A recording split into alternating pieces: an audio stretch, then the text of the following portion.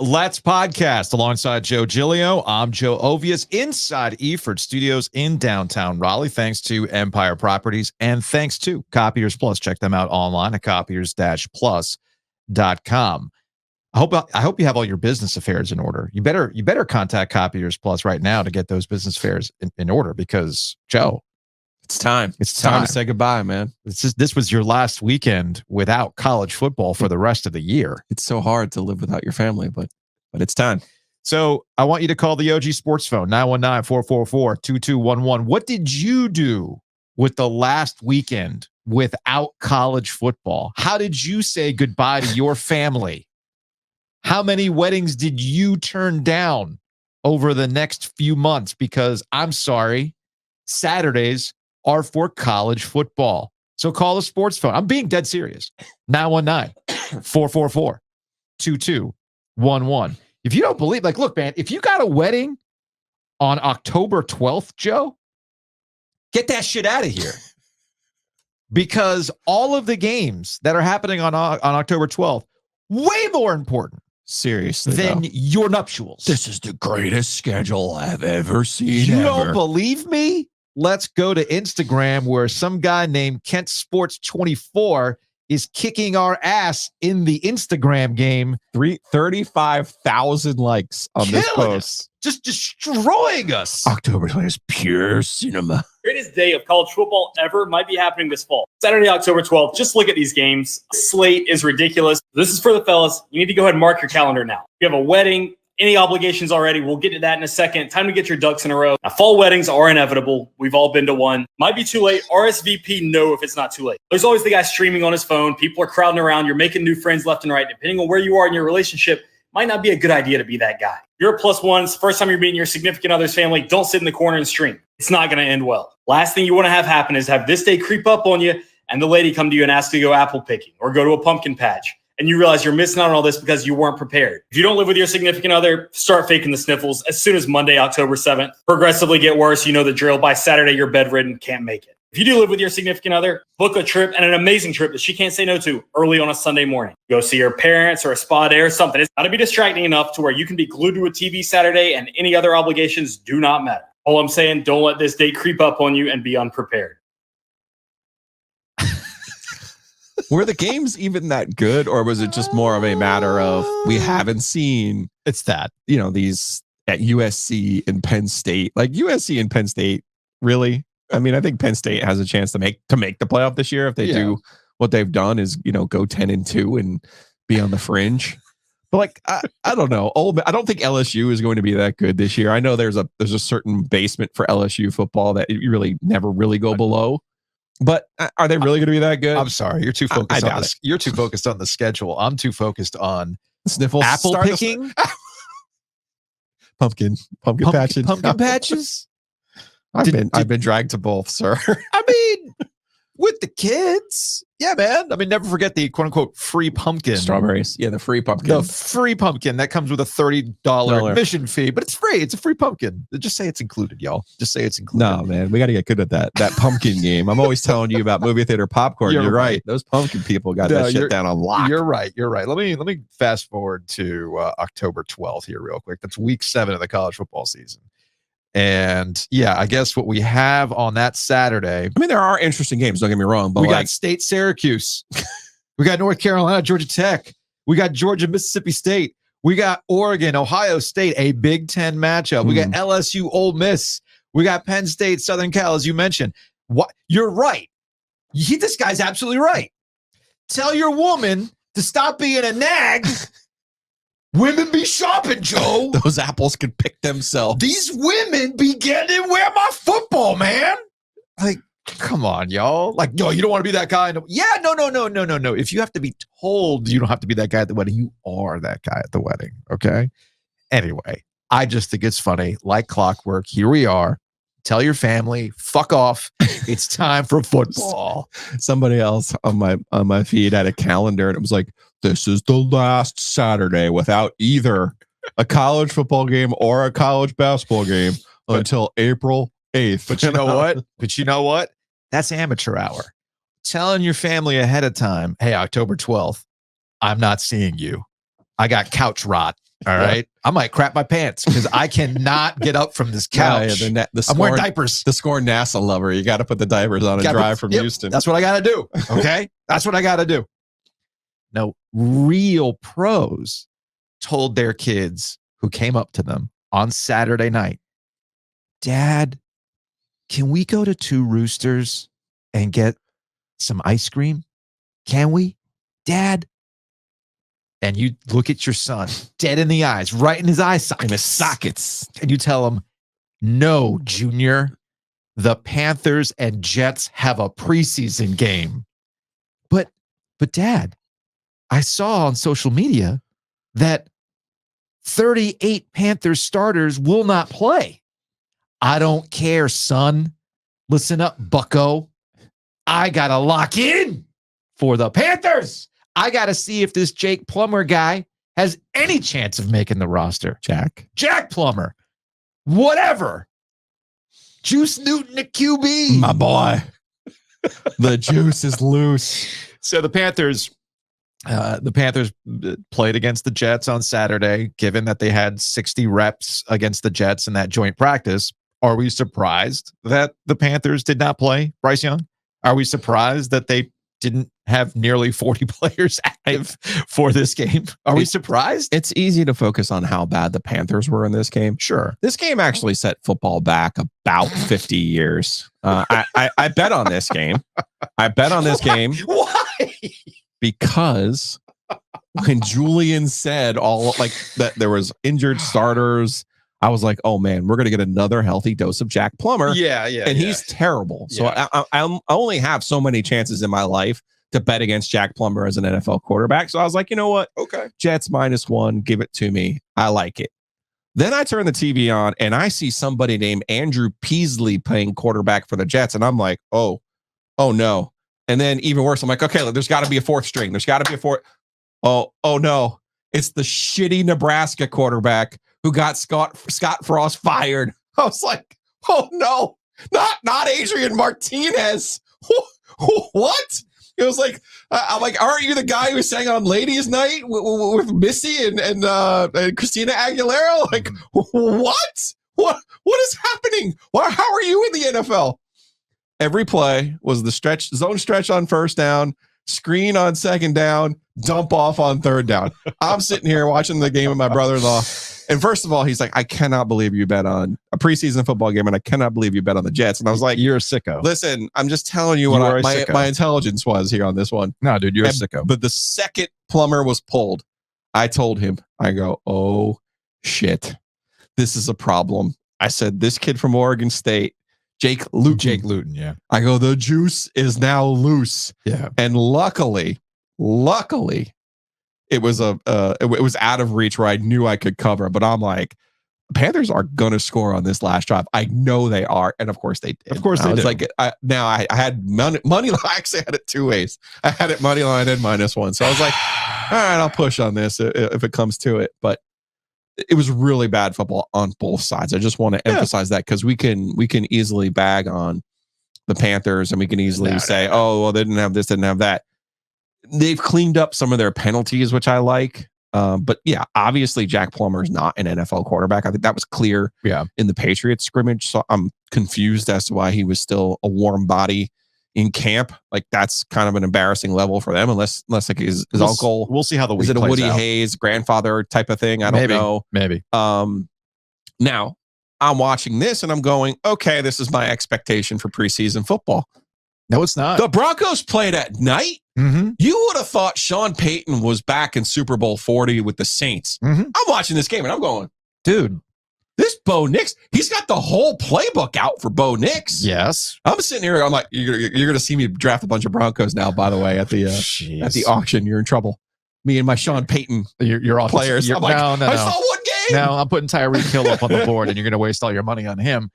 No, look, yes, Bo Nix has been the story out of the weekend, but it's not just him. It's Patrick Mahomes doing behind the back passes in freaking preseason games. I think he played the whole first half. And now there's a reason behind it. You know, he was joking about how Kelsey didn't run the right route and he was just making something happen. And yeah, I guess that's what you can do in the preseason. I guess that's what you can do when you're Patrick Mahomes. But I guess we're utilizing Patrick Mahomes, the best right now. But it's not just him. He's the best to do it. He might be. His career's not over yet. Let's see how it plays out. I mean, Joe Burrow's playing, Josh Allen's playing, CJ Stroud's playing after the year that he had. Played a shit ton in this preseason. So because they had that extra game too, don't forget. So I'm at a loss. I'm at a loss as to why Bryce Young and the starters didn't even play like a series. Now, I think I have once Julian said that though about the offensive line. I mean, I get it. I think there is I think that is the reason why. Vashti Hurt, Carolina Blitz, she asked Dave Canales after the game. Yeah, really just looking at the guys, the health of the full unit, we're going to get more people back. You know, I completely screwed up that setup, so I'm going to do that again. Okay. Vashti Hurt, yeah, Carolina Blitz asked Dave Canales. I hit play a little too soon. A little premature. Who hasn't been premature on hitting the play button, right? Man, this Canales guy, I mean, he is a handsome man. He is a handsome dude. And was your mom watching it all on Saturday night when he started speaking Spanish in the commercial? No. Have you seen the commercial? I have not seen the commercial because I'm usually checked out doing something else. He speaks Spanish. Well, yeah. And he was doing get the Latinos out to vote. I'll have to go find it. And I was like, I'll have to go find it. So Hurt asked Canales about, hey, you didn't play any of the starters. You know, what's the thought process behind that? And I think Josh Graham follows it up with, okay, well, what's next after this? So again, this week would be another just week to evaluate. We're going to have more of those guys that would be playing with that starting group. So this could be a good opportunity for that this week. But again, it all depends on how practice goes. It all depends on the depth of the guys we have to finish games.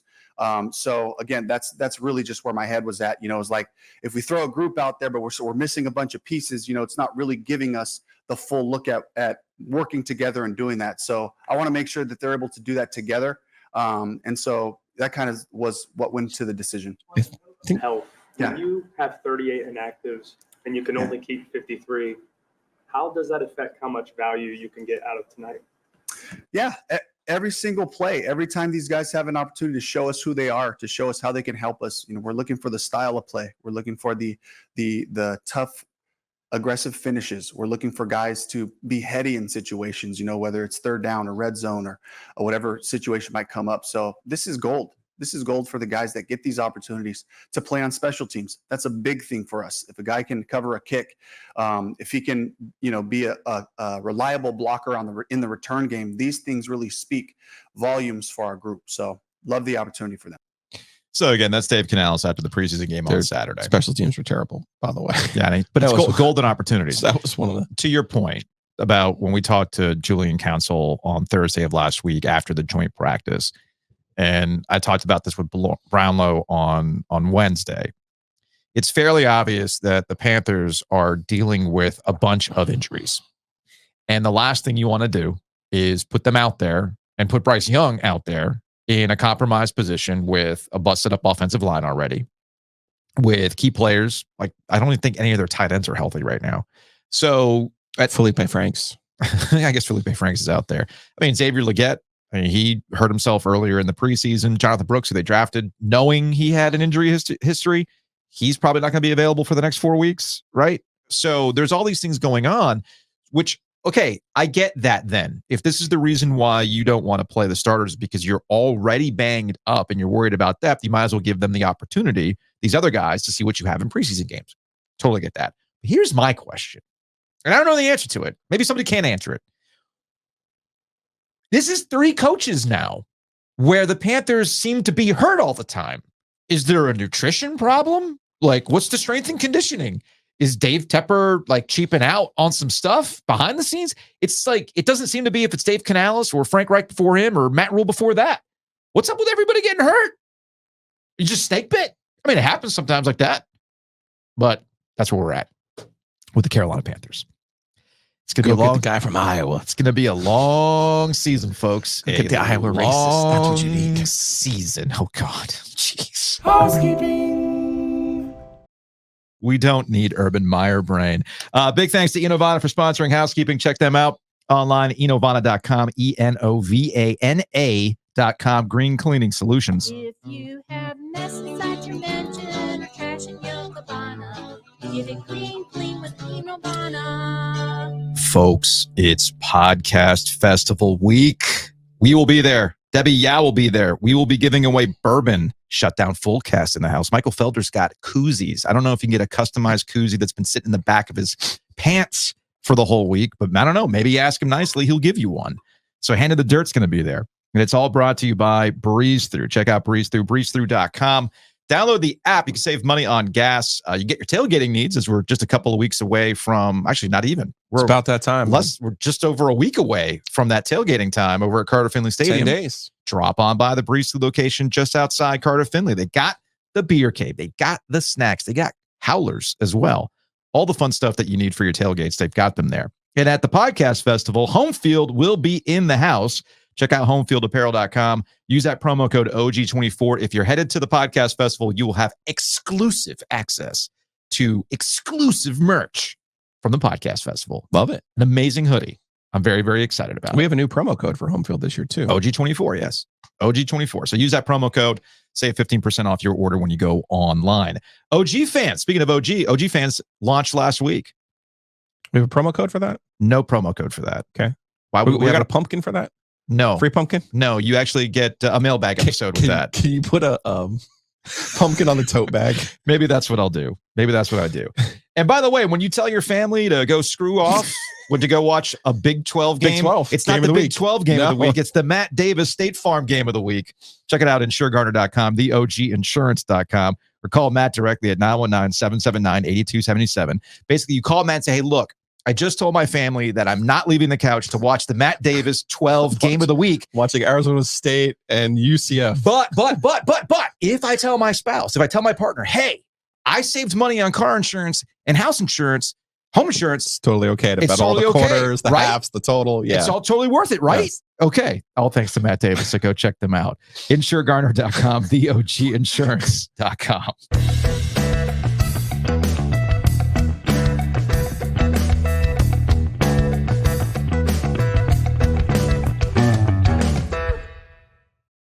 Joining us on the Heister Automotive Group hotline from his basement from the ACC Network, he is Mark Packer. Mark, what's going on, man? Where else would I be? I mean, I heard you talk bourbon and my ears perked up. So I'm in. Whatever that is, I'm in.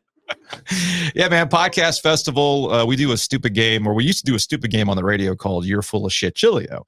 And if you could correctly point out where Giglio was fibbing on some stats, you get a lovely prize. We used to give out tumblers back in the day, but now we've upped it up. We used to give tumblers out for that. Now we've upped the game with handles of bourbon. So if you want to make it here to the Rialto on Saturday, man, you let me know. Let me tell you something. That's the beauty. You know, Capital Broadcasting's a fabulous company, really good people. But when you get to go solo and you go individual and it's all about yourself, you can take it to another level. And that's what I appreciate with both of you guys. Yeah, no, we appreciate that. And we appreciate that. And you look, man, you as a radio lifer for a really long time, and then over to Sirius XM and now to ACC Network. And that's why we're talking to you. 5 years? Network launched 5 years ago? Come on, there's no way. Yeah, and I've been here for every single day. I think I've been on the air every single day. In fact, I think it's show number 1076 or something like that today. And to think that it came from the basement of all places, you know, I never applied for a job at ESPN. I mean, not one time in my life. And here I am getting ready to do show number 1000, whatever. From the basement of my home, I got 4 television cameras, 30 lights. I mean, what ESPN built here, that it really is a technological marvel. Mm-hmm. And I am so in awe of what they were able to create, because when they came up with the idea of, hey, you know, we're going to take what you and Wes were doing on the radio, and what we'd like to do is come up by your house and see how you do it. And quite frankly, it didn't look like it does now, because it was like, it kind of looks like what you guys are doing right now. I mean, I had all my junk that my wife didn't want the rest of the neighbors to see was down here. I mean, I had a couch, 2 dogs, a table, an air conditioning unit, which didn't work.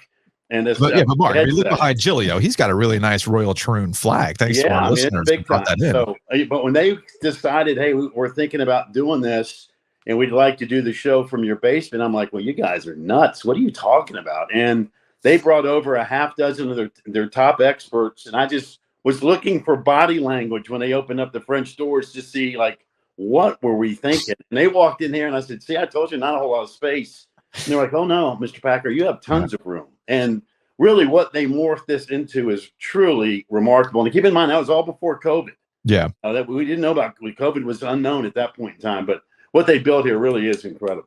Yeah, to your point about all the junk, when we had our positions eliminated, Kelly was very much in the "you're not bringing all that crap from your cubicle into the house." I was like, "Oh, all right." So it sat in the back of my car for a bit. Quite a collection. It was cool. Yeah, quite. So now yes, now I have a home for all this stuff. I'm curious now that we're 5 years deep into the ACC network. What do you think the biggest misconception is about the network and what you guys are trying to accomplish? I don't know. And in fact, it's funny because even though I've been doing this every single day, I'm probably the last guy to ask. And the reason I say that, and not to push off the question, I don't control anything. I mean, everything really, even with our show, with ACC PM specifically, what we've been doing for the last 2 years and change, all of this is done by ESPN. I mean, they really produce the whole show, and we talk around it. I mean, Packer and Durham was very different. That was a radio show. This is an ESPN production. So I would be the last person to ask about perception outside because it really isn't in my job description. It's like my job is to follow where they connect dots, if that makes any sense whatsoever. And it is totally opposite of doing a radio show. I mean, I love radio and doing it for 25 some odd years. The great thing about radio is you have a blank canvas. Now you in your head, you create, you prep, you figure, all right, I got 15 ideas, maybe 2 or 3 will hit, maybe 2 or 3 are totally, I think they're going to hit, but they're disasters. But it's a blank canvas every single day with radio. With this job, it is totally the opposite. I mean, if you said to me, Pack, at 4:45 today, what are you going to be talking about? I can tell you exactly what we're going to talk about at 4:45. If I was doing a radio show today from 4 to 7, and you said, Pack, what are you going to talk about at 4:45? I have no earthly idea. I mean, it could be a call that drives me somewhere. It might be an idea that I'm rattling off with something and somebody says something with a call and it takes me in a completely different direction that was never scripted. This is so scripted that it literally is follow the line. You just keep it between the ditches from when we start to when we end. So it's totally different. So going back to your question, perception, I could even tell you. Yeah. And that's always up to ESPN and the ACC Network suits about whatever it is they want to create. But it is amazing. We're coming up on 5 years. Do you miss the Weiner line? I do miss the Weiner line. In fact, I wanted to incorporate that in some shape, way, or form, and we just haven't done it. So, we isn't that what Feinbaum did and made him famous? It's like his callers. Mark knows better than anybody else. There's no. Joe's learning this. Yeah. Joe got to the radio game late, and he found out real quick that there's no new ideas. It's all a remix of some other radio idea, whatever it is. Listen, we ripped off the Weiner line. We got the sports phone. Right. I mean, original. We had unbelievable success with Primetime with the Pac-Man, and it went from a local radio show to syndication and all that great stuff. But the Weiner line in Charlotte, and then eventually wherever we syndicated this thing, was stolen from WEEI in Boston. And Mike Kellogg was the guy that left WEEI as a management position, came down to Charlotte, and WFNZ started late 90s, and that's where I met him. And he said, Pac, I want you to fly up to Boston and watch how they do the show and just make it your own. I mean, just create it. So I went up, I flew to Boston with, zero radio experience. So I was just sitting there watching and absorbing everything. And they did this thing called the Weiner line.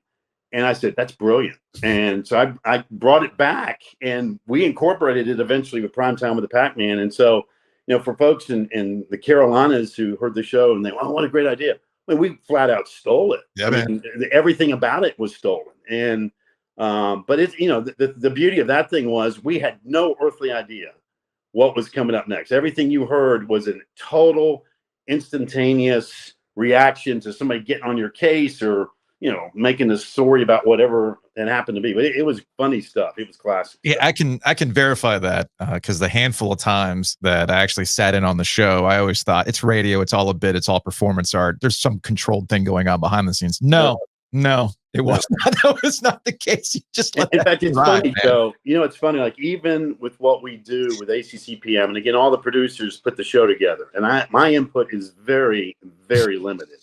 But every time I mean, it really. I mean, I'll have a meeting this morning, and they'll say, "Hey, all right, here's what we've got planned." I mean, and again, they're doing it because they're putting video together, and so yeah. I mean, all these really talented people behind the scenes really put it together and to kind of tell us what we should be talking about, and then whatever little spin we want to put on it, we do. But like if they come up with many topics, a lot of times it'll be list related, especially this time of the year before we get to games. I never want to know. They're like, well, Pack, here's what Taylor's going to say. I said, I don't want to know.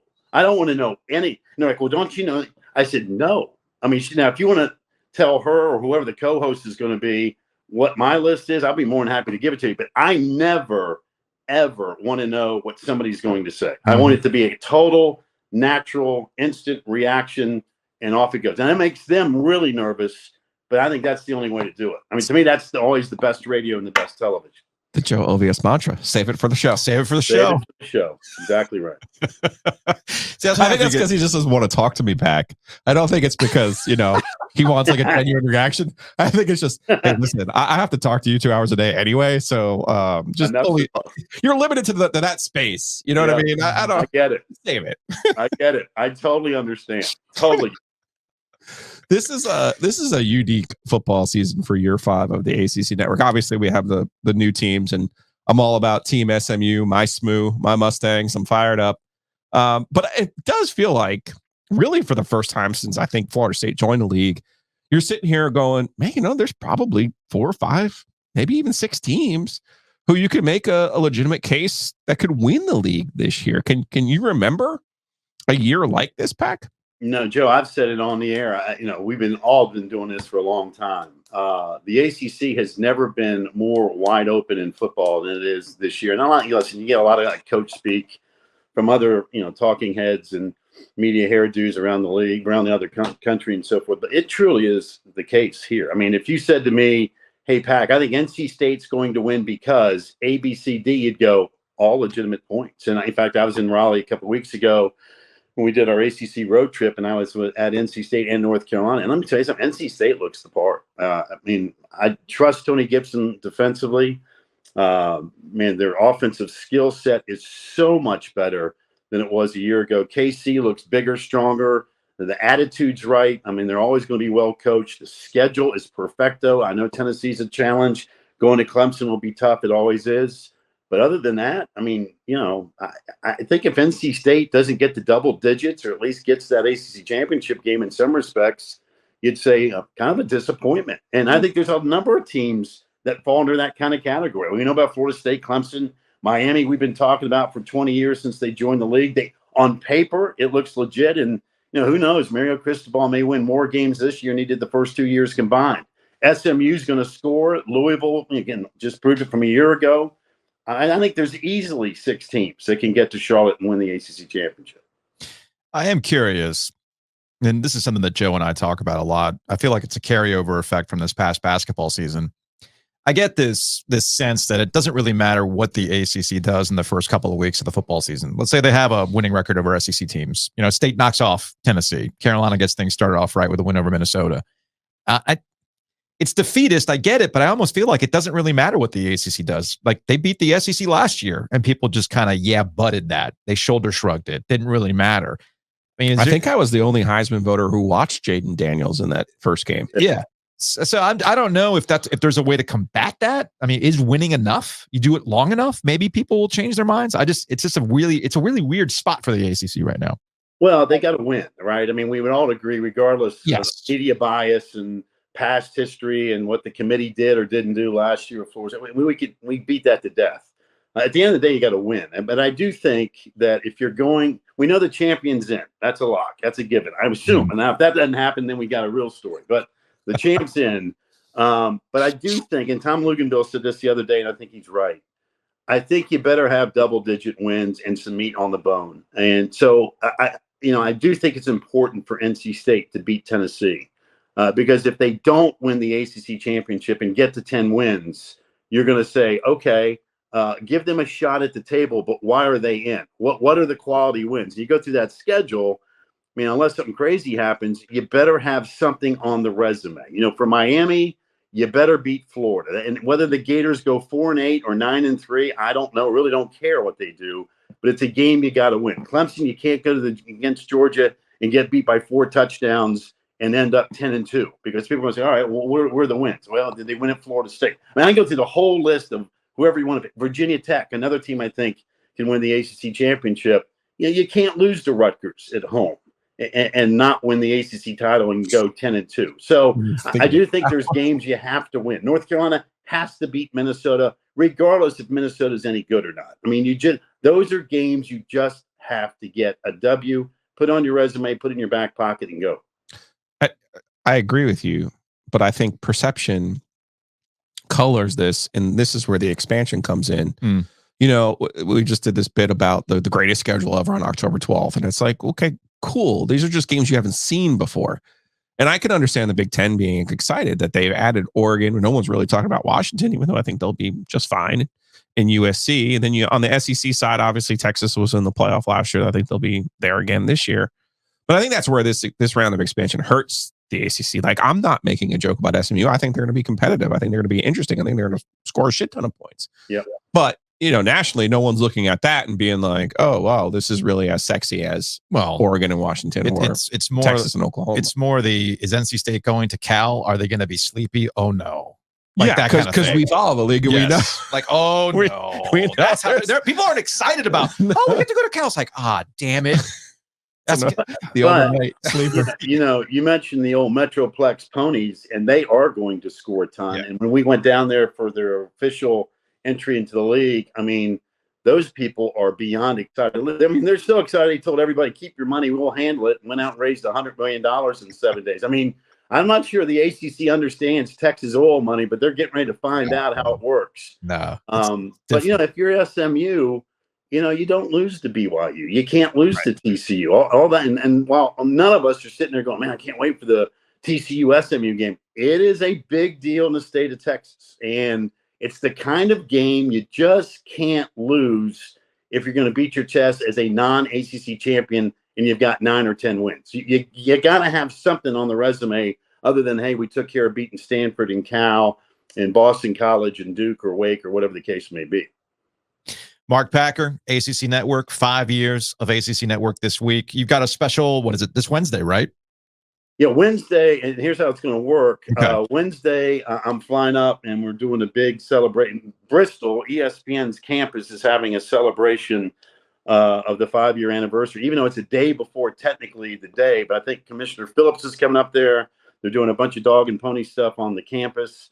Me and Kelsey Riggs, I believe, are hosting the Wednesday show from the studios there. And then Thursday is technically the 5-year anniversary. Okay. And Taylor Tannenbaum and I have already pre-recorded the anniversary show, which will air, I guess, after ACC PM. So that's the agenda. And I'm sure that, again, the smart people will put together some clips of all the crazy stuff that's happened in the last 5. That'd be my guess. Okay, Mark Packer, congratulations on the 5 years. I hope people can recognize what you've tried to build there, whether it was the beginning with West Durham, with Packer and Durham, and what you're doing now with ACC PM. You've seen me go on my tangents and rants about the whole concept of the Feinbaum of the ACC. I think it's yet again one of these misunderstandings or misconceptions about what this fan base, what this league is about. It doesn't have to be that way, y'all. It could be something completely different. Well, I would just say this real quick, and everybody, listen, everything's under the same umbrella. I mean, the SEC Network, the ACC Network, et cetera, et cetera. Yeah.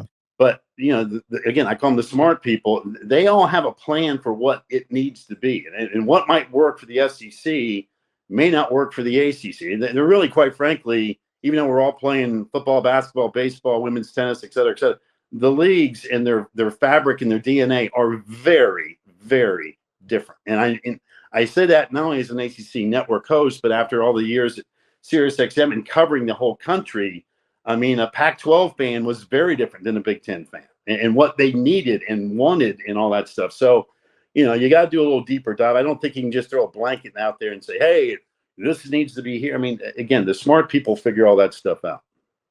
Congratulations, man. Thanks for coming on, and we'll talk to you later. And by the way, congrats on you guys with this premium thing. I saw you pimping that last week. Do I get a free? I mean, since I'm not going to get any free bourbon from you two, how does that thing work? We got brown liquor. We for got you. brown liquor No, for you, man. No, that's not an issue. We got brown liquor for you. No, And no free lunch on the OG fans. maybe like I might show Wes how to maybe kind of help you share it, but we'll see about that. We'll see. Okay, fair enough. Always a pleasure, boys. All right, man. Take Thank it you. easy. See ya.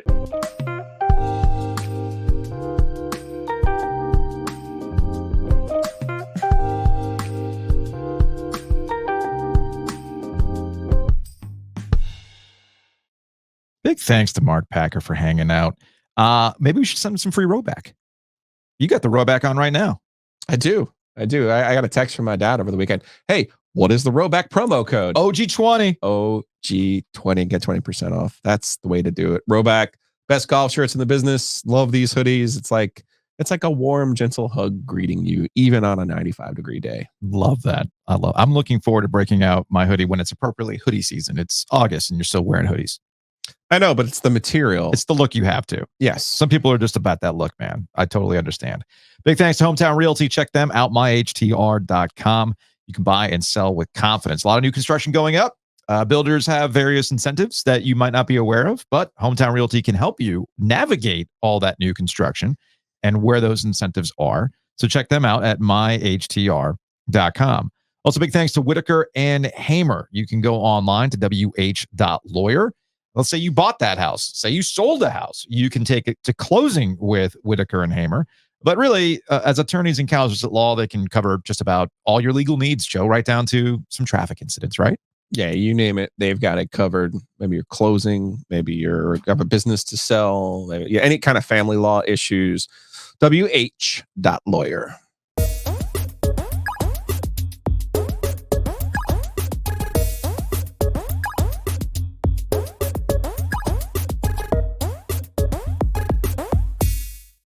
So our boy, Mike Gundy, went viral over the weekend.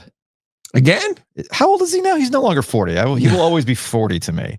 Man. I'm 40. This is from John 50 and change. John Canzano, who covers what is left of the Pac-12, the two-pack.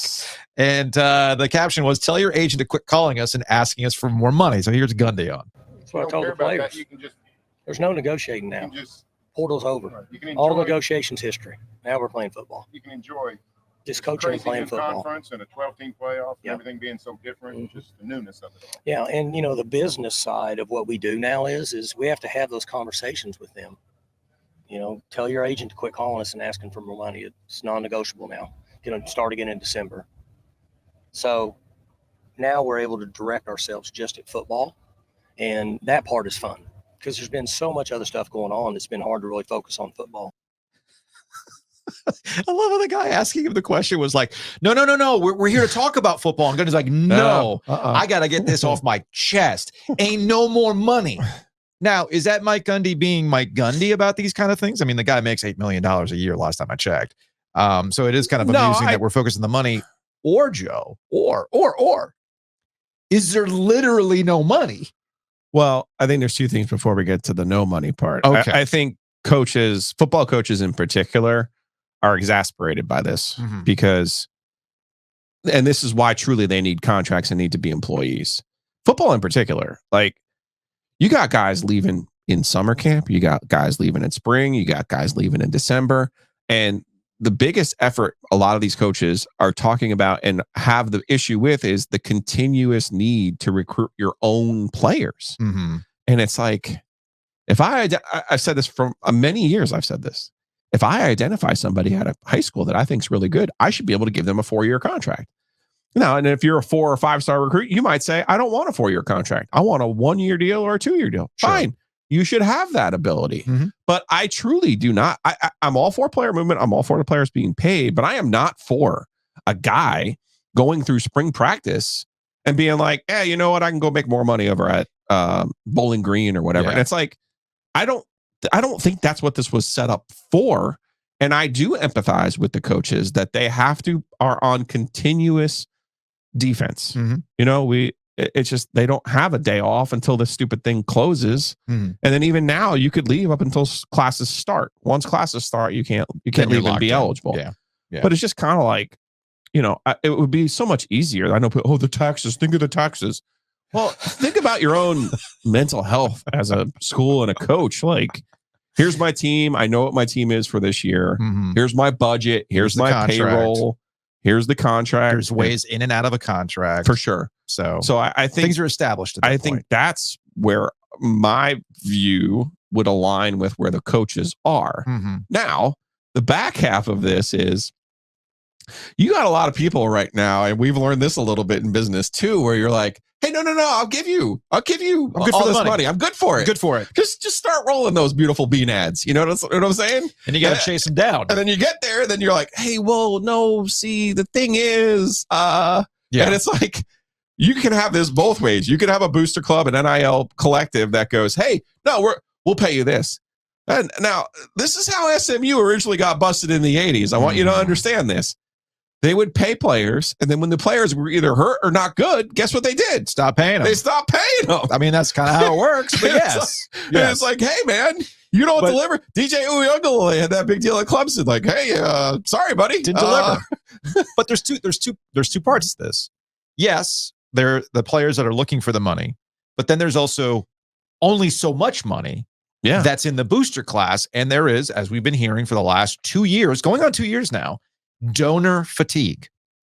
So you see the conferences just raking in cash, but they continue to go to the boosters and say, we need you to cut another check. Yeah. We need you to cut another check so that we can have this budget. Well, wait a minute. Where's that making sense? So there's been this donor fatigue that's taking place. And at some point, with all the promises, I mean, stop me if you've heard this one, Joe, a football coach, a recruiter, goes to your house, promises you the world, you get on campus, and then all of a sudden, all those promises are out the window. Okay? I mean, I can go all the way back to a story Colton Tudor told us about how it was the Wake Forest coach at the time taking a football player to Duke's campus because Wallace Wade was the crown jewel of the East at one point in time. Okay?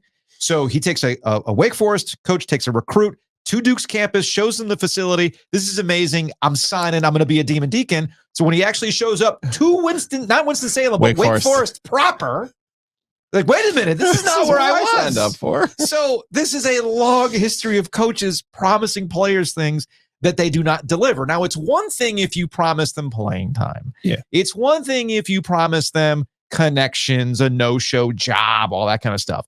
It's another when you promise them actual money. And Darren Heitner, who came into our orbit back in 2009 during the NCAA investigation in North Carolina, he has moved on to be a pretty prominent player advocate, lawyer advocate for players. He's been on the forefront of all the NIL stuff. And he tweeted out, yesterday morning? Some NIL collectives at the biggest schools are behind on payments. Others say we're good for it and refuse to put terms in writing. Often, issues get resolved. Payments are made or a new school steps in. Not always. Overpromising and undercapitalization remains a problem. Yeah, I think there's two issues here on this front. First of all, and I've heard this from people who have been in the collectives as well. Yeah. You have, okay, here's our budget. And then all of a sudden promises are made and you're like, I can't cover that. Second of all, the agents, this isn't the NFL where there's a cap on what they can make. Yeah. The agents are taking like upwards of 30% of some of these deals because technically they're an endorsement. Yes. They're not a contract. Yes.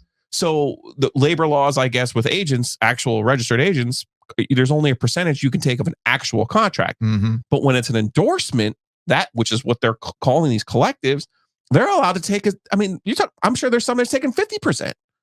Because you're sitting here going to a kid like, hey, you wouldn't have this if it wasn't for me. So I'm going to take my cut. Take it or leave it. Yeah. I mean, that needs to be regulated. And the coach from the player's safety protection point, that needs to be regulated. From a coach's point, yeah, I don't want it. I'll deal with the agent in January or December when we negotiate. That's when I'll deal with you. And I'm only dealing with you once, by the way. We're not doing this again in the spring. Yeah. We're not doing this again in the summer. That's what I'm saying. You got to make it contracts. You got to regulate it. And I get it. The NCAA is not even equipped to run anything other than their championships.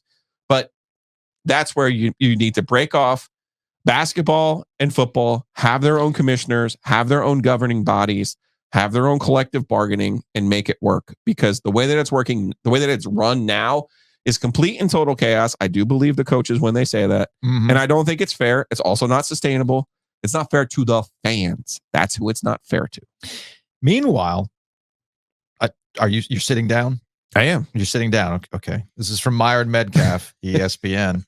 Don't say it. John Ruiz, once dubbed Miami's NIL king by ESPN, is struggling to keep his castle intact. Miami's mega booster, who has spent millions on NIL deals for the Hurricanes in recent years, told investors this week that there is, quote, substantial doubt, end quote, that his company, LifeWallet, will stay in business, according to an SEC filing. Joe, right at the season hasn't even started, and Miami's out here losing to the SEC. I know someone's going to get mad at me for this, but I'm just going to do it anyway. Mm-hmm. Wasn't nothing this, for my joke? Really? I'm sorry. Wow. I got locked I thought in. that was pretty funny.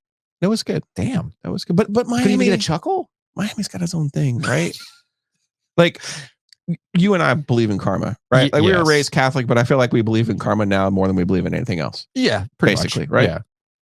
Still waited for it to burn my ass, but yeah, it'll happen. Didn't this guy make a bunch of money in the pandemic? Yes. Okay. Yeah. Okay. Also, let's not even go there. I mean, we don't even have to go there. You're telling me, Miami, that Devin Shapiro's like, wait a businessman in Miami built his entire fortune on smoke and mirrors, on fake shit? No. I mean, honestly, I cannot think of a perfect marriage of the empty calories of the Miami Hurricanes in the modern era and an empty calorie company in the case of John Ruiz. I'm not surprised. I'm just not surprised that the guy who was funneling money to Miami is going to run out of money here real quick, and it's all going to come crumbling down. I feel like there have been some Devin Shapiro interviews. I'll have to find some for you because he was hating on this guy bad because he was just like, wait a second, I went to jail. And it's like, no, you went to jail because you ran a Ponzi scheme. Yes, yes. And you used that money to pay players for interceptions and injuries. That part, no one blames you for the pay for play scam on that end. Look, man. But yeah, Bernie Madoff, when you run a Ponzi scheme. Look, I will forever. Since you brought it up, I will bring it up again. I will die on this hill. I thought it was hilarious that Devin Shapiro went to jail. I mean, rightfully so. He had to pay the piper for running a Ponzi scheme. That's the here nor there. But the buried part of the story in the Charles Robinson Yahoo expose on Devin Shapiro was Shapiro straight up said, we as a program, because he felt like he was part of the program, I could not compete dollar for dollar with the SEC. If we lost a recruit, I'm paraphrasing here, but this quote will always be crystallized in my brain. If we lost a recruit, it was because we simply could not give them a one-for-one cash compensation from the SEC. We were getting recruits based on the experiences that I was providing in Miami. You're not getting money here, but I can get you on a yacht with a bunch of party girls. Hey, you need something to be taken care of? I'm the wolf, baby. Just call the wolf. I can take care of that for you. They were selling the lifestyle. That's how they want it. And when Devin Shapiro said straight up, I know they're paying these guys, everybody went, what? What? No. Let's go to the strip club again. Can we talk about the strip club again? No. They're paying these guys. Oh, no. It's okay. No. We don't need to talk about that. Let's focus on the scandalous part. It's always about what you can prove. I know. But I mean, are we not to believe Devin Shapiro? Oh, how about Cam Newton's dad? Right. I mean, so anyway, on a tangent there. Apologies on that one.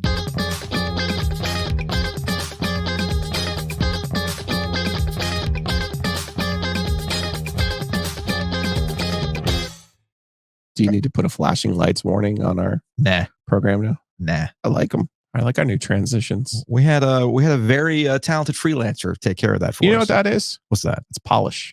That is some polish. You know how many times I've told you just a little bit of polish can go a long way. We're only two people, Joe. Look at us. We're only two people. Big thanks to polish though, man. Big thanks to Happy. Where did my Happy and Hill go? Shared vision. Why is the Happy and Hill not showing up on my YouTube? I see it. You see it? I do. There's Roback. You had it. It's on. It's showing right now. Why is it not showing on my screen? You're blinking, so your thing should be working. That's your clock ticking? No, my clock's ticking. All right. Well, if you say Happy and Hill's up there, Happy Hill's up there. I know this works. Let's take a break. Let's take a hockey break. Brought to you by Happy and Hill. We were at Happy and Hill last week for an OG Live. Had the Burger Bowl. And you know what I'm currently obsessed with? What's that? Getting an Allman Brothers and bringing it home. Oh, jeez. Because I think that might be the way. Yeah. That's got podcast festival pregame. That, by the way, can you please be sober for our part of the podcast? You can drink all you want. You can drink all you want when we're done. I'm going to ask you a question. Yeah. I'm going to ask you a serious question. This is our first live event. Yes. Right? Like the mics will be on. First live, define live event. This will be the first time I do a show in front of an audience where the microphone's on and the people in the audience can hear you. Oh, okay. Yeah. Gotcha. Okay. Yeah. How many artists in since the dawn of Shakespeare do you think have performed sober without anything? I mean, plenty. I do. Their first time. I do. Are you nervous? I'm not nervous, but what I'm saying to you is I just don't need you drunk. Okay, there's a difference. There's a happy medium. But for you, it happens pretty damn quick. It's true. That's my point. How about just one kernel in the smoothie? That's fine. One kernel. That's fine. Because the last time we were out and about, you don't pace yourself. No, I did that day, but it turned quickly. It just turned quickly. That's what I'm saying. Even when you try to pace yourself. Good call. That's all I'm saying. So yeah, if you want a shot of the Colonel and an Allman Brothers before we do the show, then yeah, that's fine. Okay. And then you can get shit faced after. Do you really think that many artists are sober when they perform? Yeah. I don't. Yeah. I mean, did you never watch I don't. Behind the Music? I mean, you're saying, okay. You're having remember the time you melted my brain when you were like only 30% of the population cares about sports? Yeah. Actually, okay. It's less than that, but yeah. Yeah. We're having one of those moments right now. Do you honestly think it depends on the artist? Yeah, but I know if they've been in rehab already, sure. Yeah. But and maybe it's the kind of show that the come up, dude. People, it depends. It depends. Honestly, it depends. I really don't know. I really don't know. This is a Jose Canseco, whatever he estimated for baseball players. Oh, sure. Like when I saw, I'm not saying they're mainlining heroin. I'm just saying when I saw the number of sober artists who sell out a concert. Yeah, I gotta say it's less than 20%. Do you think Taylor Swift, who's performing for 3 hours, is not sober? Well, that's different, but yeah, I'm sure there's an exception. But I'm sure there have been times where Taylor Swift has taken a shot and been like, okay, let's go. Okay. That's just a shot. That's no big deal. Then, yeah, I'm not saying there's Steven Tyler with the needle in their arm. I mean, look, I went to see because they were so bad in concert for the entirety of the 70s. I saw 9 Inch Nails at Walnut Creek in 1999, and Trent Reznor was coked out of his mind. Then he got sober. Now everything that I've seen after that, he's completely sober. Right. When I saw Metallica at PNC, what is it, 2019? I think it was. You think for any of the first 10 years of Metallica they were sober? No, they did an entire documentary about that. No chance. The whole Saint Anger series was about them getting sober. Sir. Now they're sober, right? And my they guy even Tyler make fun of. My guy Tyler Childers won't even play his drunk coked out songs anymore. Oh, he won't do that anymore? No, he's okay. like, I'm sober now. I don't do that. Heck, Sturgill Simpson, who I'm going to go see at Coca Booth in October, I'm pretty sure he's not, doing all the drugs anymore. Well, man, Shakespeare wasn't writing those things stone cold sober either. Go check out Happy Inhale. Download the app. You can feel better about yourself. And feel better about yourself. And if you want to put a shot of bourbon in it, then by all means, go ahead and do that. You gotta sober up the next day. The best way to do that is to give yourself a nice big old meal. It was more missing there that it wasn't home field. Yeah, right. Go to the Butcher's Market. Check them out. I actually had Butcher's Market over the weekend. I got the pork chops, the bone-in pork chops over the weekend. I love a pork chop. Delicious, man. I mean, they're not skimping when they do those cuts. I put a little Cuban pork seasoning on top of that. The actual family Cuban seasoning, or the Trader Joe's Cuban seasoning. Because you have the. No, I mean I could get the mojo, right? Sure. But I found this pork seasoning, so put it on there, grilled it up. It was really, really good. And of course the sides are always money. The twice baked potato, big fan of the twice baked potato. In fact, neighbor Rick went on Saturday, went over to their, just went across the yard. He grilled it up. I provided the meats. He grilled them up. Got the twice baked potato, which is a huge hit over in neighbor Rick's house. So you can get all that stuff at the butcher's market. Neighbor Rick is definitely our cousin Sal and my buddy Squeezy or Squeegee or Murphy or whoever. Yes. Bill Simmons is Boston. And finally, neighbor and favorite friend is. I think we can agree that, okay, you want to take a shot before the podcast festival, but you ain't taking a sip of the hippie sips before the podcast festival. You're not falling asleep. No, I went over to Garner. I went over to the G, Nature's Relief on Timber Drive there. Yeah. Got the Eternal ones are Delta 9. Yeah. Okay. The 5 millis. Mhm. Not bad. Not bad. And they have a new soda. They're out of the other one. So they have a new one. Okay. Still 10. That's a late night special. Nice. It's definitely not a pregame to the podcast festival and be comatose on the stage. But there's all kinds of ways that you can help yourself, treat yourself. Yes. So check Nature's them out. Relief. RELEAF hempstore.com.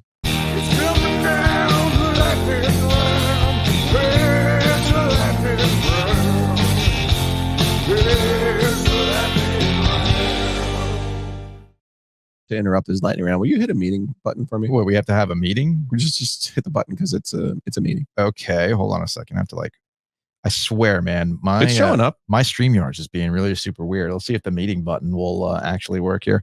We're having a meeting.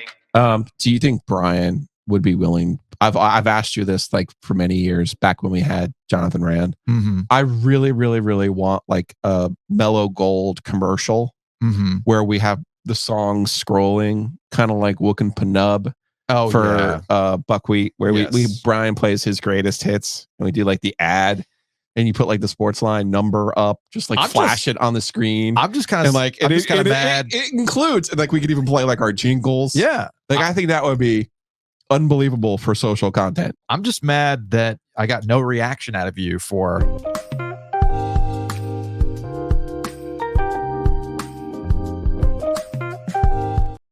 Now you hear it? Yeah. What did we call that? Guys. Canes like to puck. Yes, Canes like to puck. There are certain things that I'm trying to reclaim. Yeah. That we did. Oh, yeah. If y'all ain't going to do anything with it, screw it. I'll just take it back. But yeah, it took me a second. I'm like, I guess he doesn't remember the jingle. It hit me a little bit late. Anyway, put that on there too. That's what I'm saying. I feel like we need is that Freedom Rock? Turn it up. No, man, it's lightning round.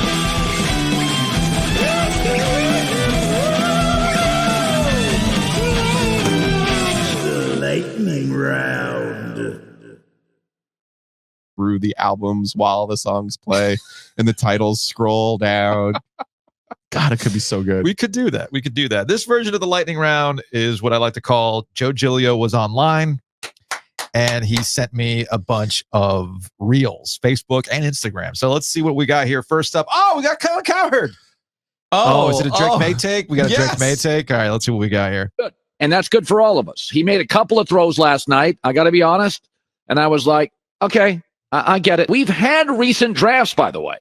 If you go to 2020, 4 years ago, that's the greatest quarterback draft in the history of the league. Nobody wants to admit it. Burrow, Tua, Herbert, Jordan Love, Hurts, 5 for 5, all got big second contracts. Could we have another 2020? Because it should be hitting. We should not have as many busts as we do. The reality is, if you looked at Drake May last night, my take was, God, get him some weapons. Now, and he's got stuff to overcome. Defensive rookie head coach. They have a broken offensive culture. The old lines have eroded for several years. They don't have enough weapons. But you're watching Drake May last night, and my takeaway is, that's something. Hey, there it is. Welcome to the party. By the way, my takeaway from that is I'm so glad that there's no difference between me using Adobe Premiere Pro for captions on a reel and a large ass company like Fox Sports and typos. I'm just glad that he watched a preseason game and his takeaway was Joe Milton's division. They did it again. The 6th round. 7 Super Bowls. Here we come. And also funny. Yes. Wow. You mean Drake May has an obvious talent? What? That is weird. I'm wondering what the people who've watched him the last 2 years think. Oh, he's going to be in the NFL for the next 20 years.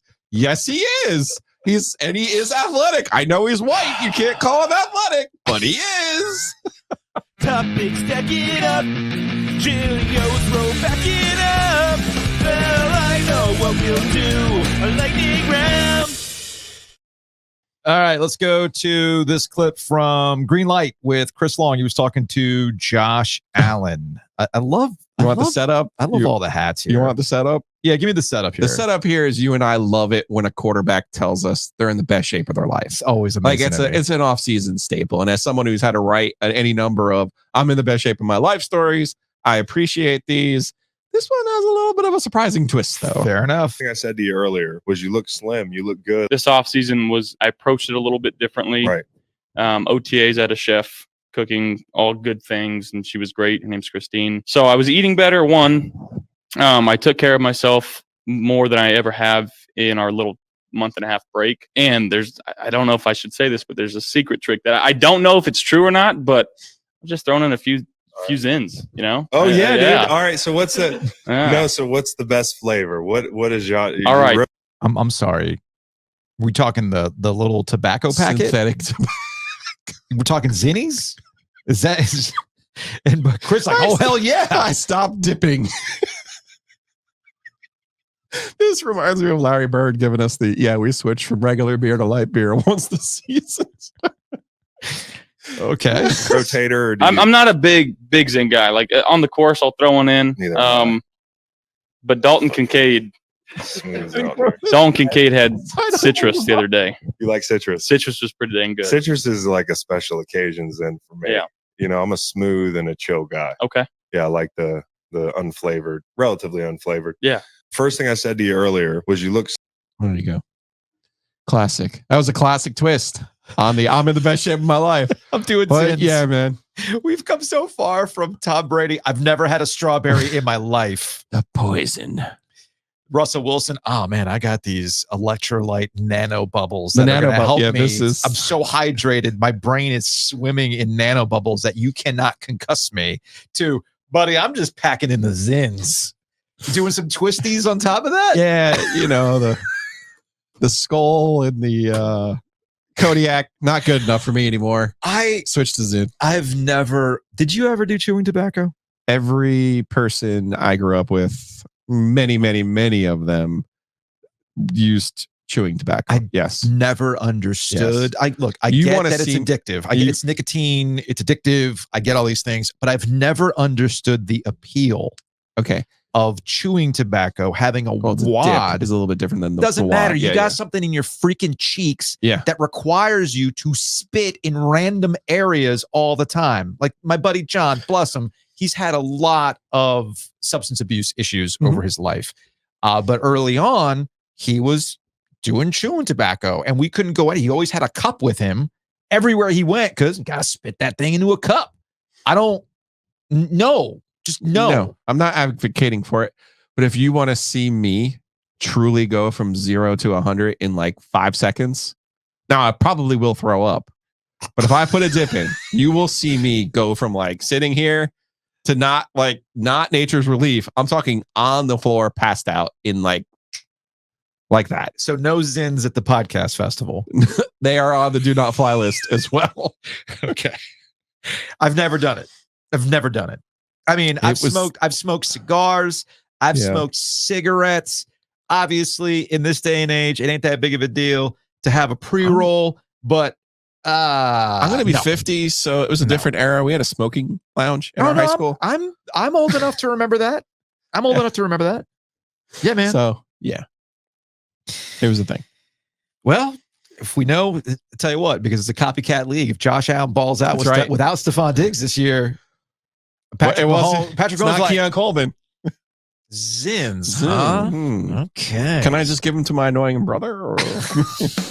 We've got a lot to get to.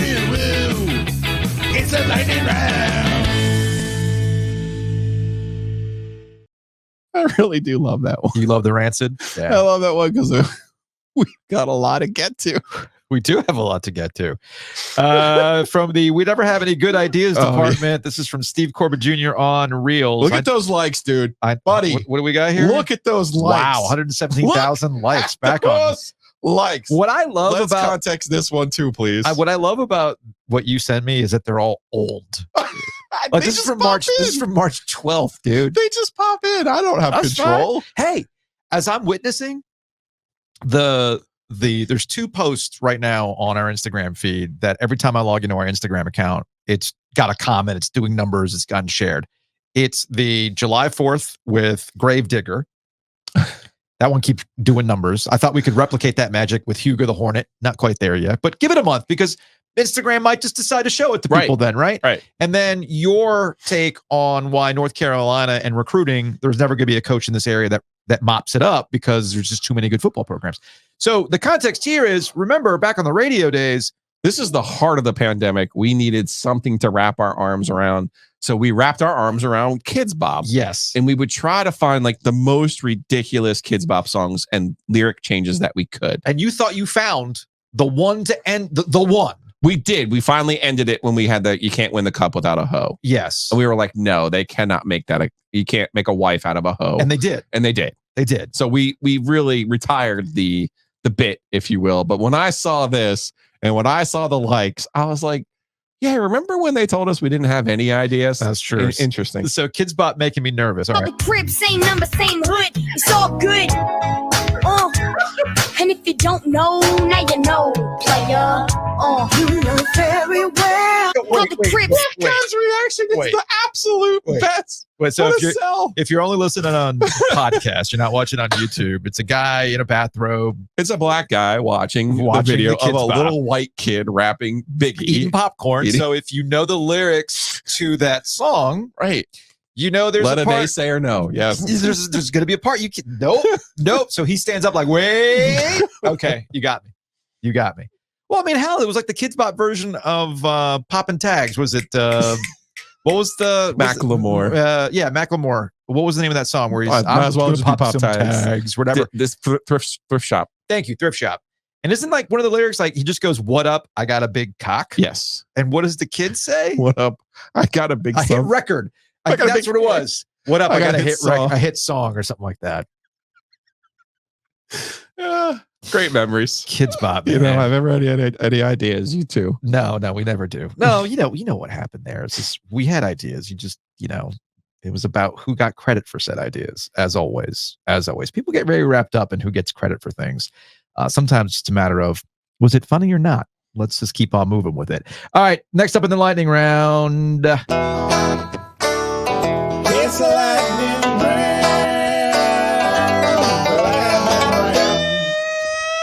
It's the lightning round. Yeah, and you sent me this reel. This is from May 21st. At least it's somewhat more up to date. I don't even remember. Oh, this is Fit the CEO. Yuck. What are you eating? These Doritos. They started off tasting so good. Now they just suck. All right, you pause it right there. If you're watching on YouTube, it's a Doritos bag with the Dallas Cowboys, Dak Prescott, Jerry Jones, Nacho Year. The Dallas Cowboys are occupying, because I know today nationally there's going to be an obsession over Jerry Jones and the latest with CeeDee Lamb and what the hell's going on. And honestly, it's whatever. Nationals got that covered enough.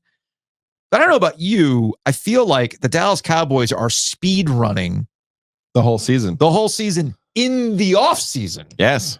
So Dallas Cowboys fans are already upset and depressed and checked out before the season even starts based on how Jerry Jones has gone about contracts this year. Which is kind of crazy. But yeah, there's a cycle. There's a whole Cowboy cycle. Always a cycle. And Stephen A. Smith, I think it was Ryan Clark, who was like, man, you're going to be so mad this year. And he was like, why? And he's like, because they're not going to give you the hope. They're not going to pull the rug out from under you. So you won't have your big moment. No. I'm going the other way.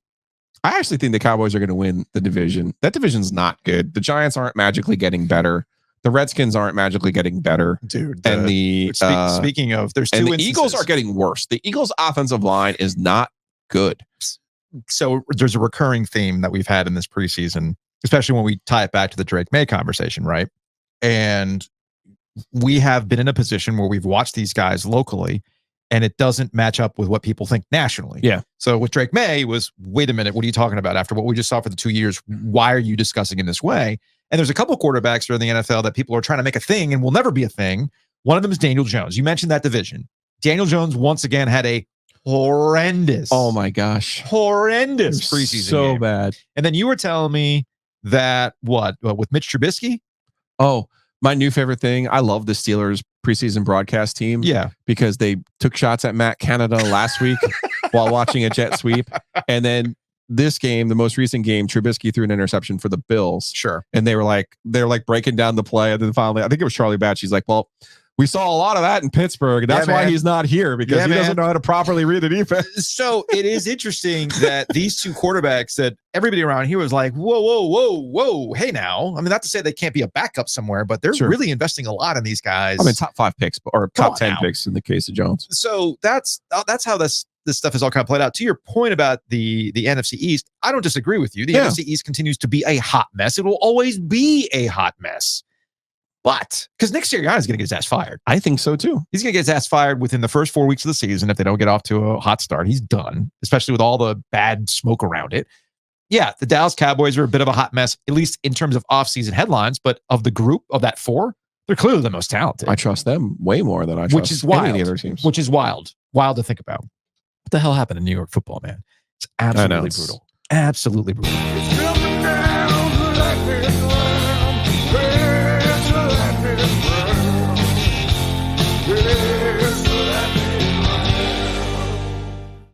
All right, last up in the lightning round, Joe discovered back from May 28th, the band Hanson doing a cover of What a Fool Believes. The show's unofficial theme song.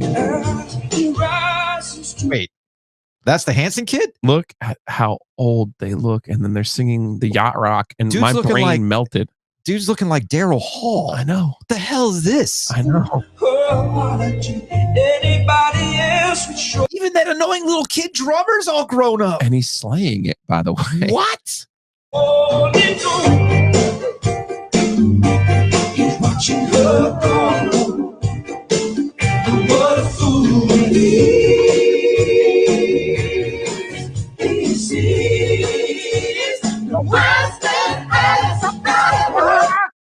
Okay. It's our favorite song, man. Now that you know what the lyrics are about, I always felt like that was a big, huge step. It was. Wait, what? Wait, no. So these are things that you realize over time. When you're younger, you don't have an appreciation for certain music, or there's certain music that was from that era that you didn't like at the time, but now that you're older, you listen to it with adult ears and it brings you back to that time, or you go, oh, damn, this is actually pretty good. You all know how I feel about the Gin Blossoms, right? In high school, Gin Blossoms were trash. It was on your Battery store. Was that one of your Battery store music songs? That was Bare Naked Ladies. Okay. Bare Naked I'm Ladies. like, there's one band that I used to play in the cubicle, and you were like, turn it off now. Yeah, that was And I'm Bare like, Naked Ladies. Why? Bare Naked Ladies was on at the Batteries Plus on Maynard Road back in the day. It's no longer a Batteries Plus.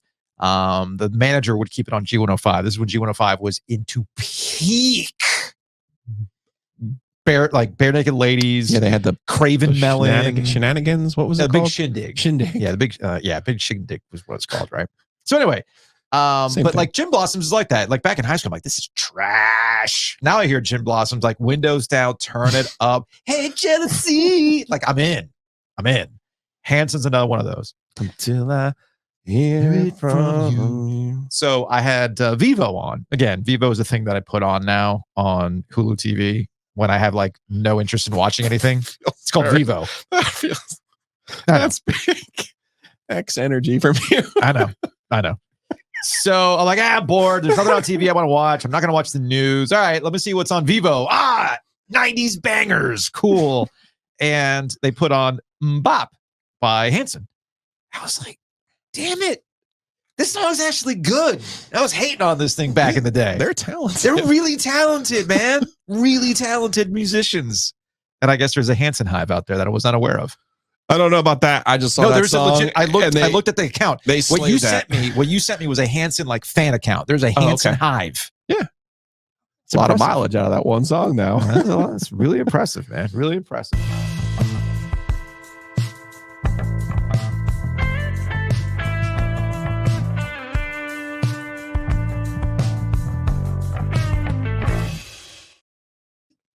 I see the phallic symbol now. Now you see the phallic symbol. We had to adjust that a little bit. Big thanks to Two Roosters. Check them out, tworoosters.com. Are we allowed to ask about the secret ice cream club? The secret pint of the month club. Yeah, you could sign up for it. Okay. Now, I went in Friday. Yeah. Okay. Christian's birthday, my brother-in-law. So they had the Brookio in a cake. Are you kidding? Damn, man. Amazing. That was amazing. And I got my secret pint of the month club, which turns out is actually 2 pints. And it's flavors that are not on the menu. Ooh. And the flavors are unbeknownst to you. They pack them up. They put your name on it. You go, you pick it up. Yeah. One was dirt and worms, which is what you think it is. It's chocolate ice cream with the gummy worms and some other stuff. The other one, watermelon chip. And this is not Jolly Rancher watermelon. This is actual natural watermelon with chocolate chips. I'm into it. Amazing. So the secret pint of the month club, you can sign up at tworoosters.com. Also, I highly recommend any of their ice cream cakes, but in particular, if you go in there this month, this week, you go in and you ask for the Brookio cake. Okay. Brookio is brownie, cookie dough, Oreo. Okay. I'm going today. Yes. Phenomenal. Big thanks to Mosquito Authority, Best Authority. Check them out, bugsbite.com. Mosquito Authority came out to the house on Friday, sprayed it all down, and sure enough, when I did a bunch of yard work on Saturday, and there was a lot of yard work to do on Saturday, I'd let things get overgrown. Now that I believe. What? You had a lot to get to in the yard. I do believe that. I did. There was a lot to get to. I had to break out the hedging tool. I had the weed whacker. I was spraying stuff down. I mean, it was pretty crazy on a Saturday. Maybe some Bed Bath & Beyond if there's time. If there's time. Mosquito Authority had come out the day before, sprayed for mosquitoes. Guess what? I was not battling. Nice. Pretty good stuff. Now, when I went on the other side of the creek, where it's just like, a Steve Irwin adventure back there sometimes. All bets are off. All bets are off. You're going to have to get the off. But on my patio, and I was doing some stuff around the shed, perfectly fine. All thanks to Bugs Bite. So check them out, bugsbite.com, and you can bundle and save.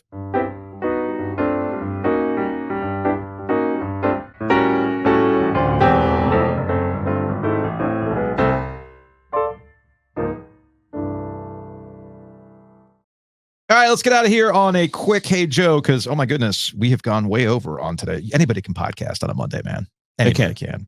So I'm a little disappointed in you, Joe. Oh, no. This is a classic. You took a wrong turn off the New Jersey Turnpike. Yep. This is from Clutch Points. Breaking, some notable insiders were seen living their best life at a Bruce Springsteen concert last night. Adrian Wojnarowski, Adam Schefter, Jeff Pass, and Pete Thamel.